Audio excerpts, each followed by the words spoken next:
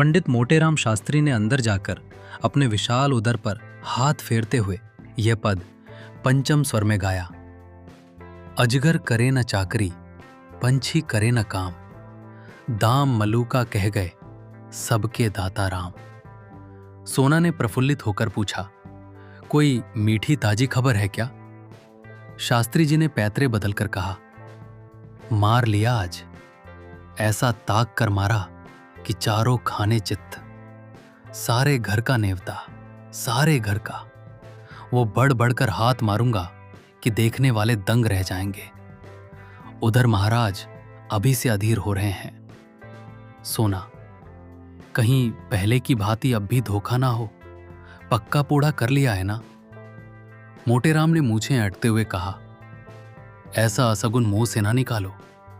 बड़े जब तब के बाद ये शुभ दिन आया है, जो तैयारियां करनी हो कर लो। सोना, वो तो करूंगी ही, क्या इतना भी नहीं जानती? जन्म भर घास थोड़े ही खोदती रही हूं, मगर है घर भर का ना। मोटेराम, अब और कैसे कहूं, पूरे घर का है। इसका अर्थ समझ में ना आया हो तो मुझसे पूछो। विद्वानों की बात समझना सबका काम नहीं। अगर उनकी बात सभी समझ लें तो उनकी विद्वता का महत्व ही क्या रहे? बताओ, क्या समझी? मैं इस समय बहुत ही सरल भाषा में बोल रहा हूं। अगर तुम नहीं समझ सकी, बताओ विद्वता किसे कहते हैं? महत्व ही का अर्थ बताओ। घर भर का निमंत्रण देना क्या दिल लगी है? हां, ऐसे अवसर पर विद्वान लोग राजनीति से काम लेते हैं और उसका वही आशय निकालते हैं जो अपने अनुकूल हो। मुरादपुर की रानी साहब 7 ब्राह्मणों को इच्छापूर्ण भोजन कराना चाहती हैं। कौन कौन महाशय मेरे साथ जाएंगे, ये निर्णय करना मेरा काम है। अलगूराम शास्त्री, बेनी राम शास्त्री, छेबी राम शास्त्री, भवानी राम शास्त्री, फेकू राम शास्त्री, मोटे राम शास्त्री आदि जब इतने आदमी अपने घर ही में हैं, तब बाहर कौन ब्राह्मणों को खोजने जाए? सोना, और 7वां कौन है? मोटेराम, बुद्धि को दौड़ाओ। सोना, एक पत्तल घर लेते आना। मोटेराम, फिर वही बात कही जिसमें बदनामी हो। छी छी, पत्तल घर लाऊं? उस पत्तल में वो स्वाद कहां जो जजमान के घर बैठकर भोजन करने में है। सुनो, 7वें महाशय हैं पंडित सोनाराम शास्त्री। सोना, चलो, दिल लगी करते हो, भला मैं कैसे जाऊंगी? मोटेराम, ऐसे ही कठिन अवसरों पर तो विद्या की आवश्यकता पड़ती है। विद्वान आदमी अवसर को अवसर सेवक बना लेता है, मूर्ख अपने भाग्य को रोता है। सोना देवी और सोनाराम शास्त्री में क्या अंतर है जानती हो? केवल परिधान का अंतर। परिधान का अर्थ समझती हो? परिधान पहनावा को कहते हैं। इसी साड़ी को मेरी तरह बांध लो, मेरी मिर्जई पहन लो, ऊपर से चादर ओढ़ लो, पगड़ी मैं बांध दूंगा, फिर कौन पहचान सकता है? सोना ने हंसकर कहा, मुझे तो लाज लगेगी। मोटेराम, तुम्हें करना ही क्या है, बात तो हम करेंगे। सोना ने मन ही मन आने वाले पदार्थों का आनंद लेकर कहा, बड़ा मजा होगा। मोटेराम, बस अब विलंब ना करो, तैयारी करो, चलो। सोना, कितनी फंकी बना लो? मोटेराम, ये मैं नहीं जानता, बस यही आदर्श सामने रखो कि अधिक से अधिक लाभ हो। सहसा सोना देवी को एक बात याद आ गई। बोली, अच्छा, इन बिच्छुओं का क्या करूंगी? मोटेराम ने त्योरी चढ़ाकर कहा, इन्हें उठाकर रख देना, और क्या करोगी? सोना, जी हां, क्यों नहीं, उतार कर रख क्यों ना दूंगी? मोटे, तो क्या तुम्हारे बिछुए पहनने ही से मैं जी रहा हूं? जीता हूं पौष्टिक पदार्थों के सेवन से, तुम्हारे बिछुओं के पुण्य से नहीं जीता। सोना, नहीं भाई, मैं बिछुए ना उतारूंगी। मोटेराम ने सोचकर कहा, अच्छा, पहने चलो, कोई हानि नहीं। गोवर्धनधारी ये बाधा भी हर लेंगे। बस पांव में बहुत से कपड़े लपेट लेना, मैं कह दूंगा इन पंडित जी को पील पांव हो गया। क्यों, कैसी सूझी? पंडिताइन ने पतिदेव को प्रशंसा सूचक नेत्रों से देखकर कहा, जन्म भर पढ़ा नहीं है। संध्या समय पंडित जी ने पांचों को बुलाया और उपदेश देने लगे। पुत्रों, कोई काम करने के पहले खूब सोच समझ लेना चाहिए कि कैसे क्या होगा। मान लो रानी साहब ने तुम लोगों का पता ठिकाना पूछना आरंभ किया, तो तुम लोग क्या उत्तर दोगे? ये तो महान मूर्खता होगी कि तुम सब मेरा नाम लो। सोचो, कितने कलंक और लज्जा की बात होगी कि मुझ जैसा विद्वान केवल भोजन के लिए इतना बड़ा कुचक्र रचे। इसलिए तुम सब थोड़ी देर के लिए भूल जाओ कि मेरे पुत्र हो। कोई मेरा नाम ना बतलाए। संसार में नामों की कमी नहीं। कोई अच्छा सा नाम चुनकर बता देना। पिता का नाम बदल लेने से कोई गाली नहीं लगती। ये कोई अपराध नहीं। अलगू, आप ही ना बता दीजिए। मोटेराम, अच्छी बात है, बहुत अच्छी बात है। हाँ, इतने महत्व का काम मुझे स्वयं करना चाहिए। अच्छा सुनो, अलगू के पिता का नाम है पंडित केशव पांडे। खूब याद कर लो। बेनीराम के पिता का नाम पंडित मंगरू ओझा। खूब याद रखना। छेदीराम के पिता हैं पंडित दमाधी तिवारी, भूलना नहीं। भवानी, तुम गंगू पांडे बतलाना, खूब याद कर लो। अब रहे फेंकूराम, तुम बेटा बतलाना। सेतुराम पाठक।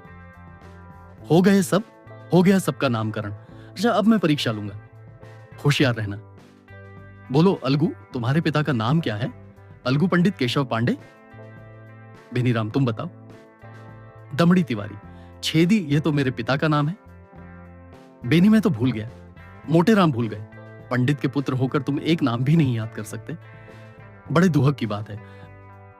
मुझे पांचों नाम याद हैं, तुम्हें एक नाम भी याद नहीं। सुनो, तुम्हारे पिता का नाम पंडित मंगरू ओझा। पंडित जी लड्डकों की परीक्षा ले ही रहे थे कि उनके परम मित्र पंडित चिंतामणि जी ने द्वार पर आवाज दी। पंडित मोटेराम ऐसे घबराए कि सिर पैर की सुधि ही न रही। लड्डकों को भगाना ही चाहते थे कि पंडित चिंतामणि अंदर चले आए। दोनों सज्जनों में बचपन में गाढ़ी मैत्री थी। दोनों बहुधा साथ साथ भोजन करने जाया करते थे और यदि पंडित मोटेराम अव्वल रहते तो पंडित चिंतामणि के द्वितीय पद में कोई बाधक न हो सकता था। पर आज मोटेराम जी अपने मित्र को साथ नहीं ले जाना चाहते थे। उनको साथ ले जाना अपने घर वालों में से किसी न किसी एक को छोड़ डिहाई देना था और इतना महान आत्मत्याग करने के लिए वे तैयार न थे। चिंतामणि ने यह समारोह देखा तो प्रसन्न होकर बोले, क्यों भाई, अकेले ही अकेले मालूम होता है, आज कहीं गहरा हाथ मारा है? मोटेराम ने मुंह लटकाकर कहा, कैसी बातें करते हो मित्र। ऐसा तो कभी नहीं हुआ कि मुझे कोई अवसर मिला हो और मैंने तुम्हें सूचना ना दी हो। कदाचित कुछ समय ही बदल गया या किसी ग्रह का फेर है। कोई झूठ को भी नहीं बुलाता। पंडित चिंतामणि ने अविश्वास के भाव कहा, कोई ना कोई बात तो मित्र अवश्य है, नहीं तो ये बालक क्यों जमा है? मोटेराम, तुम्हारी इन्हीं बातों पर मुझे क्रोध आता है। लड़कों की परीक्षा ले रहा हूं। ब्राह्मण के लड़के हैं, 4 अक्षर पढ़े बिना इनको कौन पूछेगा? चिंतामणि को अब भी विश्वास ना आया। उन्होंने सोचा लड़कों से ही इस बात का पता लग सकता है। फैकूराम सबसे छोटा था, उसी से पूछा, क्या पढ़ रहे हो बेटा, हमें भी सुनाओ। मोटेराम ने फैकूराम को बोलने का अवसर ना दिया, डरे कि ये तो सारा भंडा फोड़ देगा। बोले, अभी ये क्या पढ़ेगा, दिन भर खेलता है।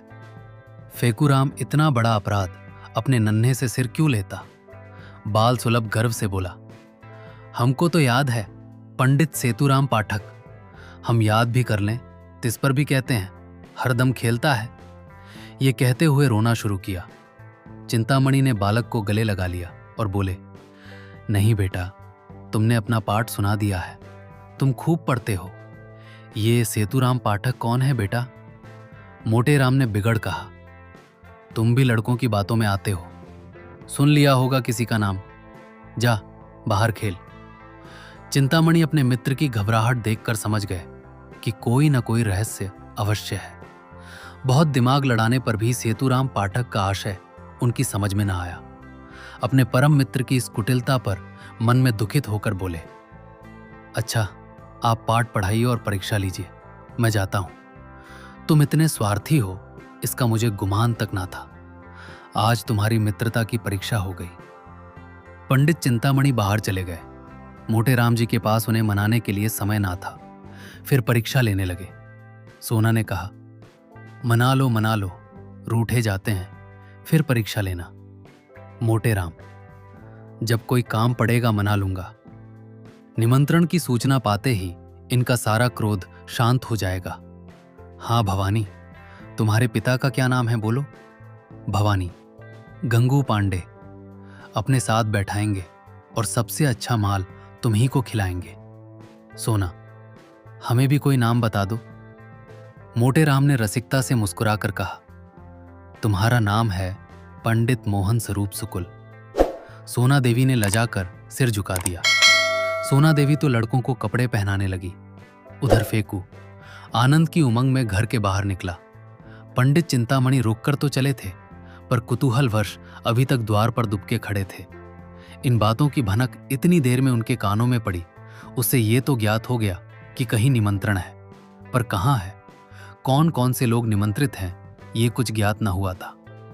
इतने में फेकू बाहर निकला तो उन्होंने उसे गोद में उठा लिया और बोले, कहाँ नेवता है बेटा?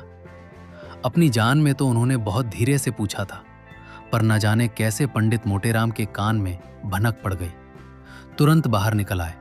देखा तो चिंतामणि फेकू को गोद में लिए कुछ पूछ रहे हैं। लपक कर लड़के का हाथ पकड़ लिया और चाहा कि उसे अपने मित्र की गोद से खींच लें, मगर चिंतामणि जी को अभी अपने प्रश्न का उत्तर ना मिला था। अतएव वे लड़के का हाथ छुड़ाकर उसे लिए हुए अपने घर की ओर भागे।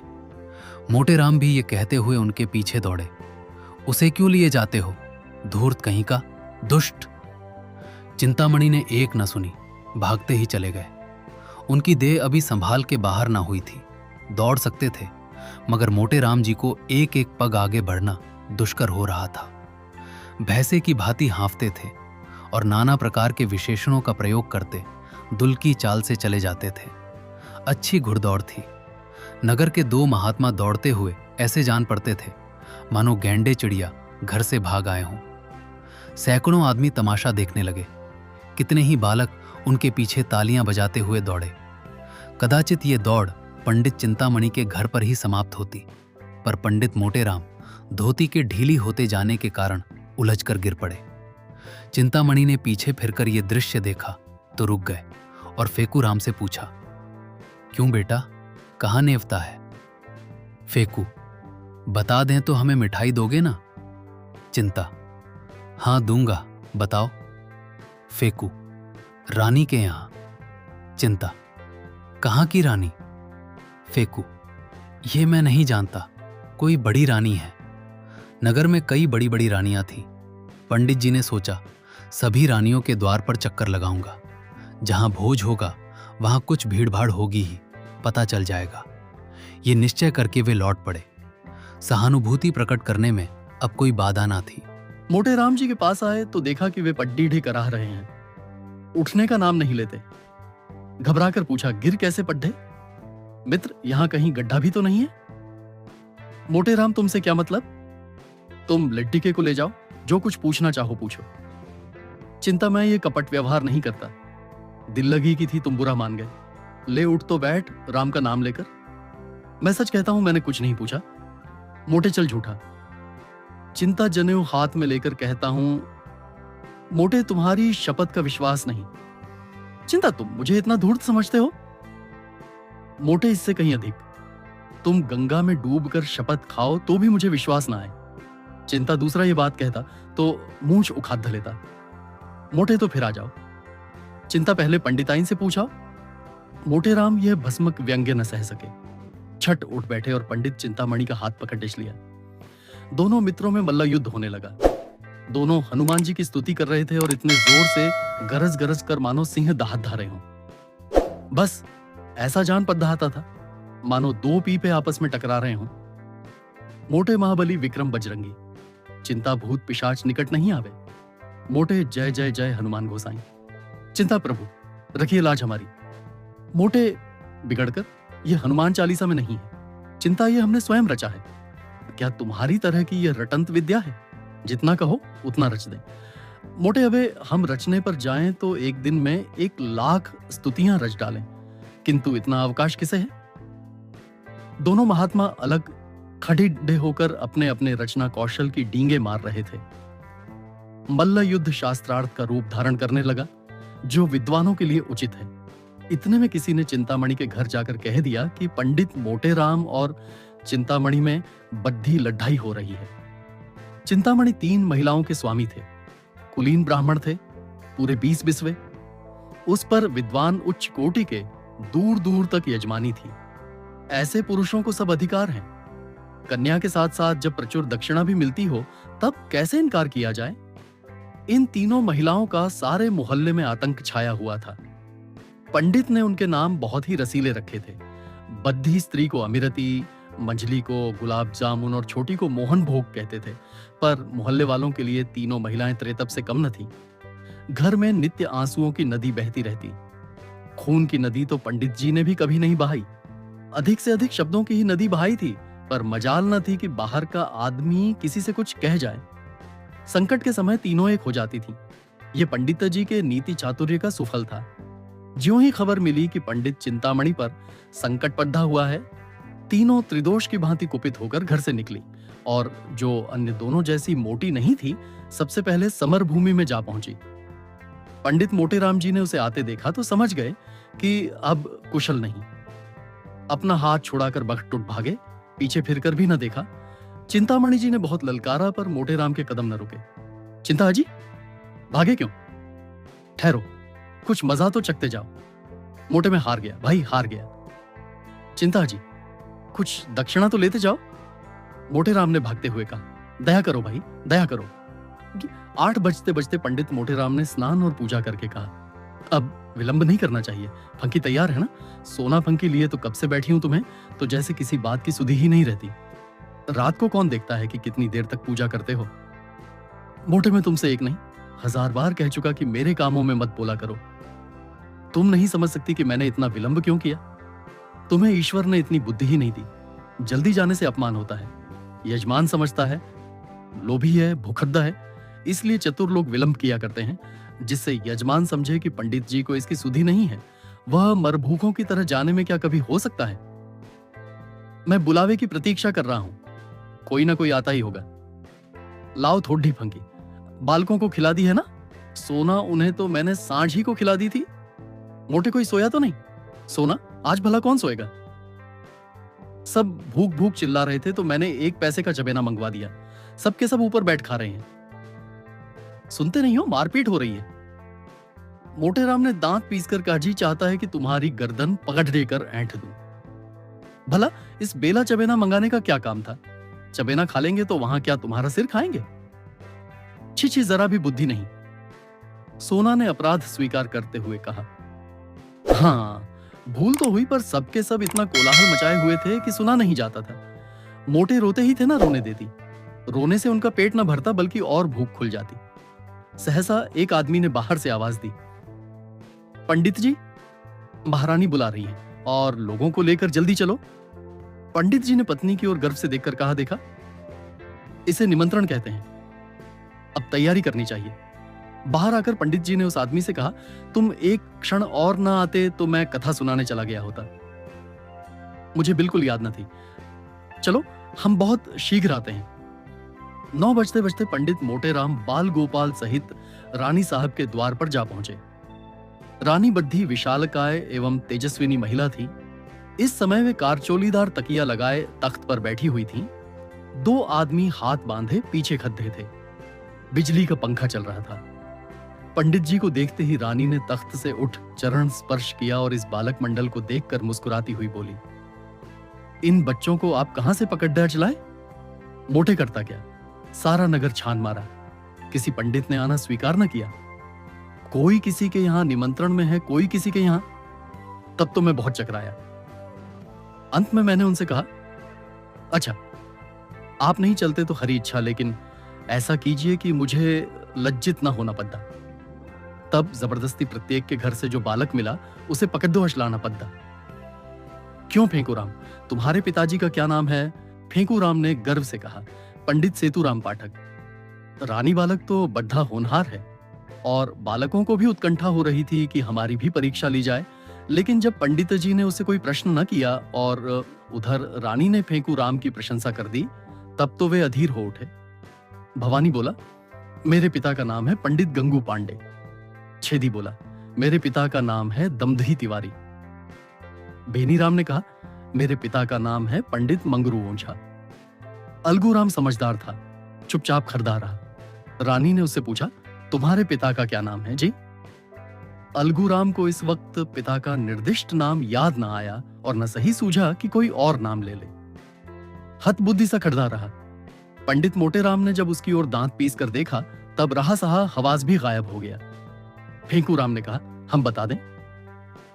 भैया भूल गए। रानी ने आश्चर्य से पूछा, क्या अपने पिता का नाम भूल गया? यह तो विचित्र बात देखी। मोटेराम ने अलगू के पास जाकर कहा, कैसे है? अलगूराम बोल उठा, केशव पांडे। रानी तो अब तक क्यों चुप था? मोटे कुछ ऊंचा सुनता है सरकार। रानी, मैंने सामान तो बहुत सा मंगवा रखा है, सब खराब होगा। लड्ढा के क्या खाएंगे? मोटे सरकार इन्हें बालक न समझे। इनमें जो सबसे बेटा है वह 2 पत्तल खाकर उठेगा। जब सामने पत्तलें पट दियज गई और भंडारी चांदी की थालों में एक से एक उत्तम पदार्थ ला लाकर परोसने लगा, तब पंडित मोटेराम जी की आंखें खुल गई। उन्हें आए दिन निमंत्रण मिलते रहते थे, पर ऐसे अनुपम पदार्थ कभी सामने न आए थे। घी की भी ऐसी सौंधी सुगंध उन्हें कभी न मिली थी। प्रत्येक वस्तु से केवड़े और गुलाब की खुशबू आ रही थी। मनो खा जाऊं, फिर भी और खाने को जी चाहे। देवतागण इनसे उत्तम और कौन से पदार्थ खाते होंगे? इनसे उत्तम पदार्थों की तो कल्पना भी नहीं हो सकती। पंडित जी को इस वक्त अपने परम मित्र पंडित चिंतामणि की याद आई। अगर वे होते तो रंग जम जाता, उसके बिना रंग फीका रहेगा। यहां दूसरा कौन है जिससे लाग डॉट करूं? लड़ के 2-2 पत्तलों की कौन गिनती? हमारी देखा देखी लड़ के भी डट जाएंगे। ओह, बड्डी भूल हो गई। यह ख्याल मुझे पहले ना आया। रानी साहब से कहूं बुरा तो ना मानेंगी। जो कुछ हो, एक बार जोर तो लगाना ही चाहिए। तुरंत खड़ीडी होकर रानी साहब से बोले, सरकार आज्ञा हो तो कुछ कहूं। रानी, कहिए कहिए महाराज, क्या किसी वस्तु की कमी है? मोटे, नहीं सरकार, किसी बात की नहीं। ऐसे उत्तम पदार्थ तो मैंने कभी देखे भी न थे। सारे शहर में आपकी कीर्ति फैल जाएगी। मेरे एक परम मित्र पंडित चिंतामणि जी हैं, आज्ञा हो तो उन्हें भी बुला लूं। रहे विद्वान कर्मनिष्ठ ब्राह्मण हैं, उनके झोड़ का इस नगर में दूसरा नहीं है। मैं उन्हें निमंत्रण देना भूल गया। अभी सुधि आई। रानी, आपकी इच्छा हो तो बुला लीजिए, मगर आने जाने में देर होगी और भोजन परोस दिया गया है। मोटे, मैं अभी आता हूं सरकार, दौड़ता हुआ जाऊंगा। रानी, मेरी मोटर ले लीजिए। जब पंडित जी चलने को तैयार हुए, तब सोना ने कहा, तुम्हें आज क्या हो गया है? जी, उसे क्यों बुला रहे हो? मोटे, कोई साथ देने वाला भी तो चाहिए। सोना, मैं क्या तुमसे दब जाती? पंडित जी ने मुस्कुराकर कहा, तुम जानती नहीं, घर की बात और है, दंगल की बात और। पुराना खिलाड़ी मैदान में जाकर जितना नाम करेगा उतना नया पट्टा नहीं कर सकता। वहां बल का काम नहीं, साहस का काम है। बस यहां भी वही हाल समझो, झंडे गाड़ दूंगा। समझ लेना, सोना कहीं लड्डिच के सो जाए तो मोटे और भूख खुल जाएगी। जगह तो मैं लूंगा। सोना देख लेना, आज वह तुम्हें पछाड़ देगा। उसके पेट में तो शनिचर है। मोटे बुद्धि की सर्वत्र प्रधानता रहती है। यह न समझो कि भोजन करने की कोई विद्या ही नहीं, इसका भी एक शास्त्र है जिसे मथुरा के शनिचरानंद महाराज ने रचा है। चतुर आदमी थोड़ी सी जगह में गृहस्थी का सब सामान रख देता है। अनादि बहुत सी जगह में भी यही सोचता रहता है कि कौन वस्तु कहां रखूं। घमवार आदमी पहले से ही हबक हबक कर खाने लगता है और चट एक लोटा पानी पीकर अफर जाता है। चतुर आदमी बड्डी सावधानी से खाता है, उसका कौर नीचे उतरने के लिए पानी की आवश्यकता नहीं पड़ती। देर तक भोजन करते रहने से वह सुपाच्य भी हो जाता है। चिंतामणि मेरे सामने क्या ठहरेगा? चिंतामणि अपने आंगन में उदास बैठे हुए थे। जिस प्राणी को वह अपने परम हितैषी समझते थे, जिसके लिए वे अपने प्राण तक देने को तैयार रहते थे, उसी ने आज उनके साथ बेवफाई की। बेवफाई ही नहीं की, उन्हें उठाकर दे मारा। पंडित मोटेराम के घर से तो कुछ जाता न था। अगर वे चिंतामणि जी को भी साथ लेते जाते तो क्या रानी साहब उन्हें दुत्कार देती? स्वार्थ के आगे कौन किसको पूछता है? उन अमूल्य पदार्थों की कल्पना करके चिंतामणि के मुंह से लार टपक पड़ती थी। अब सामने पत्तल आ गई होगी। अब थालों में अमृतियां लिए भंडारी जी आए होंगे। आह, कितनी सुंदर कोमल कुरकुरी रसीली अमृतियां होंगी।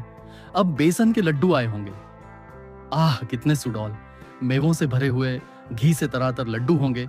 मुंह में रखते ही रखते घुल जाते होंगे, जीभ भी ना डुलानी पड़ रही होगी। आह, अब मोहन भोग आया होगा। हाय रे दुर्भाग्य, मैं यहाँ पड्ढा सड्ढेच रहा हूं और वहां ये बाहर। बड्ढे निर्दयी हो मोटेराम, तुमसे इस निष्ठुरता की आशा न थी। अमिरती देवी बोली, तुम इतना दिल छोटा क्यों करते हो? पितृपक्ष तो आ ही रहा है, ऐसे ऐसे न जाने जितने नेवते आएंगे। चिंतामणि आज किसी अभागे का मुंह देखकर उठा था। लाओ तो पतरा देखूं कैसा मुहूर्त है। अब नहीं रह जाता, सारा नगर छान डालूंगा, कहीं तो पता चलेगा नासिका तो दाहिनी चल रही है। एकाएक मोटर की आवाज आई। उसके प्रकाश से पंडित जी का सारा घर जगमगा उठा था। वे खिदकी से झांकने लगे तो मोटे को मोटर से उतरते देखा। एक लंबी सांस लेकर चारपाई पर गिर पड़े। मन ने कहा कि दुष्ट भोजन करके अब यहां मुझसे बखान करने आया है। अमिरती देवी ने पूछा, कौन है दारीजार? इतनी रात को जगावत है? मोटे हम हैं, हम। गाली न दो। अमिरती, अरे दुर्मुंह से तय कौन है? कहते हैं हम हैं, हम को जाने तय कौन रे? मोटे, अरे हमारी बोली नहीं पहचानती हो? खूब पहचान लो, हम हैं तुम्हारे देवर। अमिरती दूर तोरे मुंह में कीढ़ा लागे। तौर लहास उठे, हमार देवर बनता है डारहीजा। मोटे, अरे हम हैं मोटेराम शास्त्री। क्या इतना भी नहीं पहचानती? चिंतामणि घर में है। अमिरती ने किवाड़ खोल दिया और तिरस्कार भाव से बोली, अरे तुम थे? नाम क्यों नहीं बताते थे? जब इतनी गालियां खा ली तो बोल निकला, क्या है क्या? मोटे, कुछ नहीं, चिंतामणि जी को शुभ संवाद देने आया हूं। रानी साहब ने उन्हें याद किया है। इमरती भोजन के बाद बुलाकर क्या करेंगी? मोटे, अजी भोजन कहां हुआ है? मैंने जब इनको विद्या कर्मनिष्ठ सद्विचार की प्रशंसा की तब मुग्ध हो गई। मुझसे कहा कि उन्हें भोजन पर लाओ। क्या सो गए? चिंतामणि चारपाई पर पड्ढे पड्ढे सुन रहे थे। जी में आता था चलकर मोटेराम के चरणों पर गिर पड़ूं। उनके विषय में अब तक जितने कुत्सित विचार उठे थे सब लुप्त हो गए। ग्लानि का आविर्भाव हुआ, रोने लगे। ये कहते हुए मोटेराम उनके सामने जाकर खड़े हो गए। चिंता तब क्यों न ले गए? जब इतनी दुर्दशा कर लिए तब आए। अभी तक पीठ में दर्द हो रहा है। मोटे अजी, वह तरमाल खिलाऊंगा कि सारा दर्द वर्द भाग जाएगा। तुम्हारे यजमानों को भी ऐसे पदार्थ मैसर न हुए होंगे। आज तुम्हें बदकर पछाड़ूंगा। चिंता, तुम बेचारे मुझे क्या पछाड़ दोगे? सारे शहर में तो कोई ऐसा माई का लाल दिखाई नहीं देता। हमें शनिचर का इष्ट है। मोटे अजी, यहां बरसों तपस्या की है। भंडारे का भंडार साफ कर दें और इच्छा ज्यों की त्यों बनी रहे। बस यही समझ लो कि भोजन करके हम खड़े नहीं रह सकते। चलना तो दूसरी बात है, गाढ़ी पर लद कर आते हैं। चिंता, तो ये कौन बड्ढी बात है? यहां तो टिकट्ठी पर उठाकर लाए जाते हैं। ऐसी ऐसी डकारें लेते हैं कि जान पढ़ता है। बमगोला छूट रहा है। एक बार खुफिया पुलिस ने बमगोले के संदेह में घर की तलाशी तक ली थी। मोटे, झूठ बोलते हो, कोई इस तरह नहीं डकार सकता। चिंता, अच्छा तो आकर सुन लेगा। डरकर भाग न जाओ तो सही। क्षण में दोनों मित्र मोटर पर बैठे और मोटर चली। रास्ते में पंडित चिंतामणि को शंका हुई कि कहीं ऐसा न हो कि मैं पंडित मोटेराम का पिछलग्गू समझा जाऊं और मेरा यथेष्ट सम्मान न हो। उधर पंडित मोटेराम को भी भय हुआ कि कहीं ये महाशय मेरे प्रतिद्वंद्वी न बन जाएं और रानी साहब पर अपना रंग जमा लें। दोनों अपने अपने मंसूबे बांधने लगे। ज्यों ही मोटर रानी के भवन में पहुंची, दोनों महाशय उतरे। अब मोटेराम चाहते थे कि पहले मैं रानी के पास पहुंच जाऊं और कह दूं कि पंडित को ले आया, और चिंतामणि चाहते थे कि पहले मैं रानी के पास पहुंचकर अपनी रंग जमा दूं। दोनों कदम बढ़ाने लगे। चिंतामणि हल्के होने के कारण जरा आगे बढ़ गए तो पंडित मोटेराम दौड़ने लगे। चिंतामणि भी दौड़ पड़े। घुड़दौड़ सी होने लगी। मालूम होता था कि दो गैंडे आगे जा रहे हैं। अंत को मोटेराम ने हांफते हुए कहा, राजसभा में दौड़ते हुए जाना उचित नहीं। चिंता, तो तुम धीरे धीरे आओ ना, दौड़ाने को कौन कहता है? मोटे, जरा रुक जाओ, मेरे पैर में कांटा गड्ढार गया है। चिंता तो निकाल लो, तब तक मैं चलता हूं। मोटे, मैं ना कहता तो रानी तुम्हें पूछती भी ना। मोटेराम ने बहुत कहा पर चिंतामणि ने एक न सुना। भवन में पहुंचे। रानी साहब बैठी कुछ लिख रही थी और रह रहकर द्वार की ओर ताक लेती थी कि सहसा पंडित चिंतामणि उनके सामने आ खड़े हुए और यूं स्तुति करने लगे। हे यशोदे, तू बाल के शव मुरारनामा। रानी क्या मतलब है? अपना मतलब कहो। चिंता सरकार को आशीर्वाद देता हूं। सरकार ने इस दास चिंतामणि को निमंत्रित करके जितना अनुग्रहित किया है उसका बखान शेषनाग अपनी सहस्र जिह्वा द्वारा भी नहीं कर सकते। रानी, तुम्हारा ही नाम चिंतामणि है? वे कहां रह गए पंडित मोटेराम शास्त्री? चिंता पीछे आ रहा है सरकार, मेरे बराबर आ सकता है भला, मेरा तो शिष्य है। रानी, अच्छा तो वे आपके शिष्य हैं? चिंता मैं अपने मुंह से अपनी बधाई नहीं करना चाहता सरकार। विद्वानों को नम्र होना चाहिए, पर जो यथार्थ है वह तो संसार जानता है। सरकार, मैं किसी से वाद विवाद नहीं करता, यह मेरा अनुशीलन अभिष्ट नहीं। मेरे शिष्य भी बहुधा मेरे गुरु बन जाते हैं, पर मैं किसी से कुछ नहीं कहता। जो सत्य है वह सभी जानते हैं। इतने में पंडित मोटेराम भी गिरते पधरते हाँफते हुए आ पहुंचे और यह देखकर कि चिंतामणि भद्रता और सभ्यता की मूर्ति बने खड़ी हैं, वे देवोपम शांति के साथ खड़े हो गए। रानी, पंडित चिंतामणि बद्धे साधु प्रकृति एवं विद्वान हैं। आप उनके शिष्य हैं, फिर भी वे आपको अपना शिष्य नहीं कहते। मोटे सरकार, मैं इनका दासानुदास हूं। चिंता जगतारिणी, मैं इनका चरण रज हूं। मोटे रिपुदल संहारिणी, मैं इनके द्वार पर कुकुर हूं।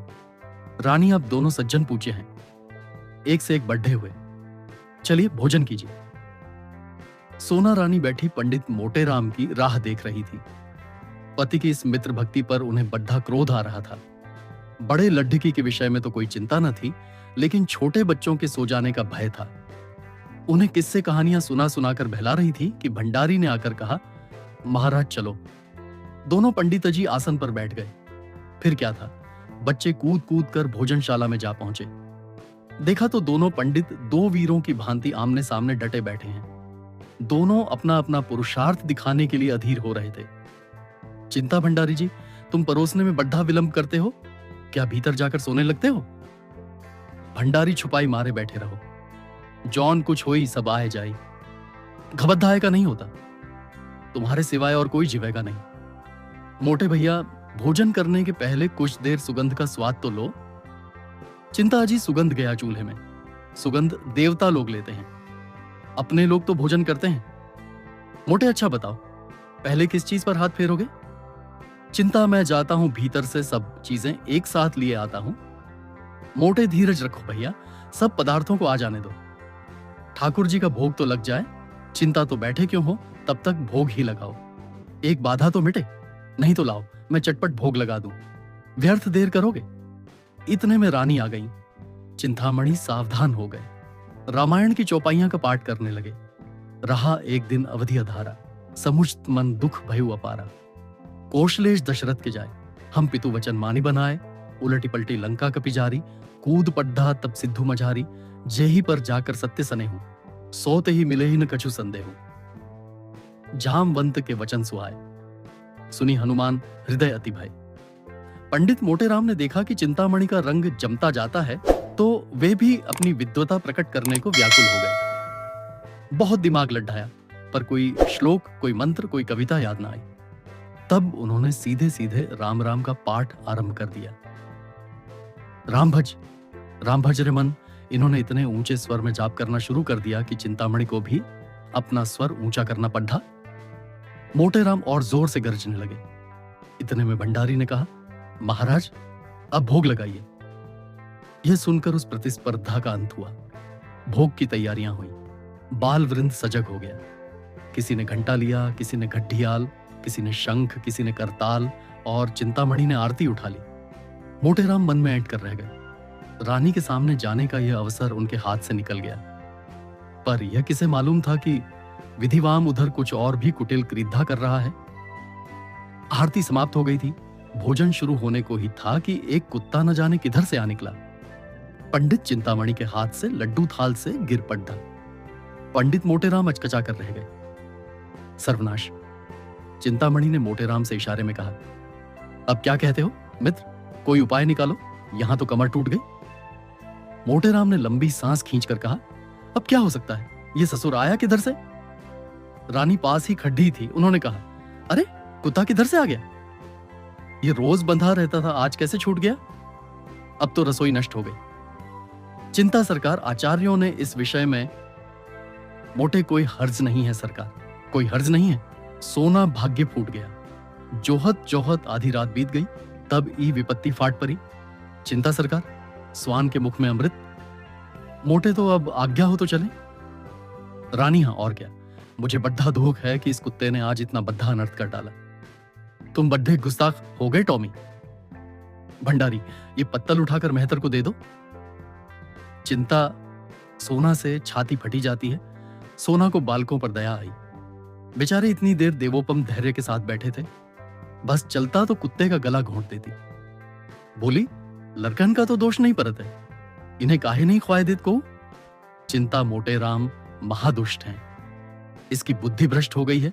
सोना ऐसे तो बड्ढे विद्वान बनते रहे हैं, अब काहे नहीं बोलत बनत। मुंह में दही जम गया, जीभ ना ही खुलत है।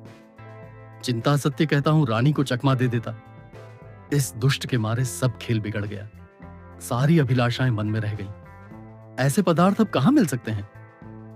सोना सारी मनसाई निकस गई, घर ही में गरजय के सैर हैं। रानी ने भंडारी को बुलाकर कहा, इन छोटे छोटे 3 बच्चों को खिला दो, ये बेचारे क्यों भूखे मरे। क्यों फेंकू राम, मिठाई खाओगे?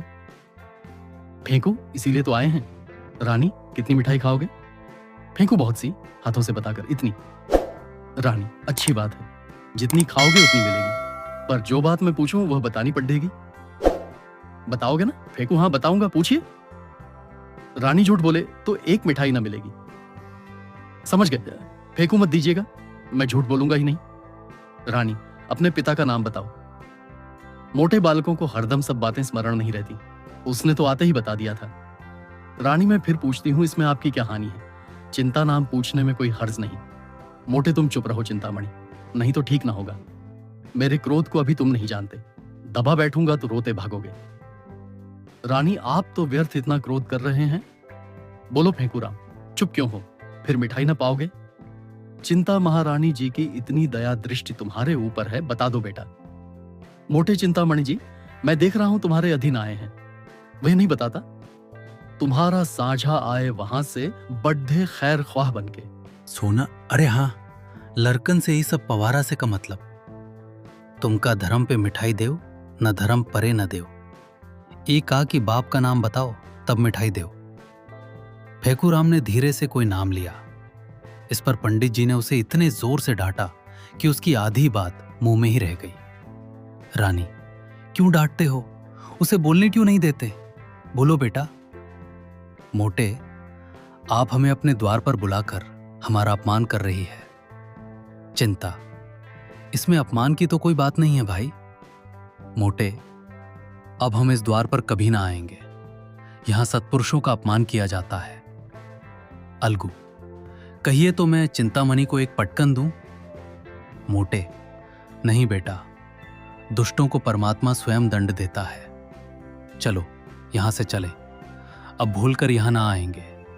खिलाना ना पिलाना, द्वार पर आकर ब्राह्मणों का अपमान करना, तभी तो देश में आग लगी हुई है। चिंता, मोटे राम, महारानी के सामने तुम्हें इतनी कटु बातें ना करनी चाहिए। मोटे, बस चुप रहना, नहीं तो तारा क्रोध तुम्हारे ही सिर जाएगा।